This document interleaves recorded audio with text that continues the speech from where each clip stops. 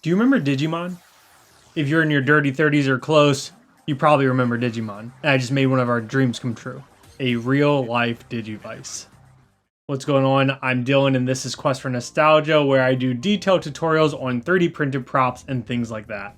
If you're new, hit that subscribe button to see what other props I make in the future. And if you really want to help, subscribe over on Patreon, patreon.com/questfornostalgia, where I give secret updates on the projects that I'm working on. This is a free file over on Thingiverse and it's super detailed. I'll have a link in the pinned comment below. Also comment what's your favorite Digimon. But let's get into this build. I have a small Anycubic resin printer and that's what I use to print this thing. It has a really small build plate, but it's so good for just small projects like this. The details are fantastic.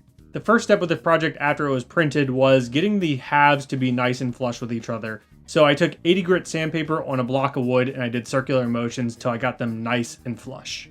Even though it was resin printed, there's still tiny layer lines and I wet sanded this down with 320 grit sandpaper. That'll help remove any tiny little support material or just a little bit of layer lines, and it's good for the primer. It's time to start painting, and I painted every piece with a flat gray primer by Rust-Oleum. For the body of the Digivice, I painted it baby blue and I wanted that color to stay in the cracks and crevices of both halves. The top button I just sprayed with a flat black from Rust-Oleum. For the buttons on the front, I painted a royal blue color. I wanted to keep the screen like the anime, so I actually used like this olive green color and sprayed that with an airbrush. Next, I sprayed those body pieces again and I sprayed them white. And you'll notice when you're spraying it, it actually doesn't get down into those really tight recesses, and that's what I wanted. I wanted to leave that baby blue in those cracks, but overall it was completely white, but with just a hint of baby blue left behind. Next, I used 3M automotive tape to mask the reflections of the screen. I left a big stripe and a little stripe on the screen.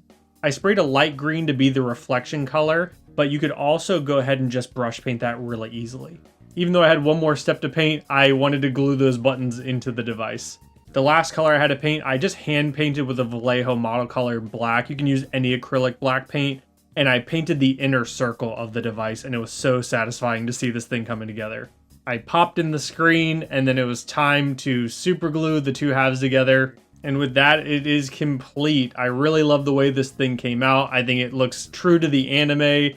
This is a childhood dream come true. I had that tiger Pokedex, and now I have the other half to my little childhood collection. Having a Digivice and having a Pokedex just feels amazing.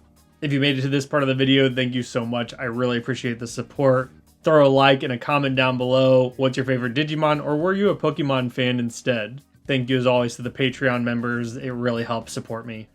Go watch this video next. Love you guys. Peace.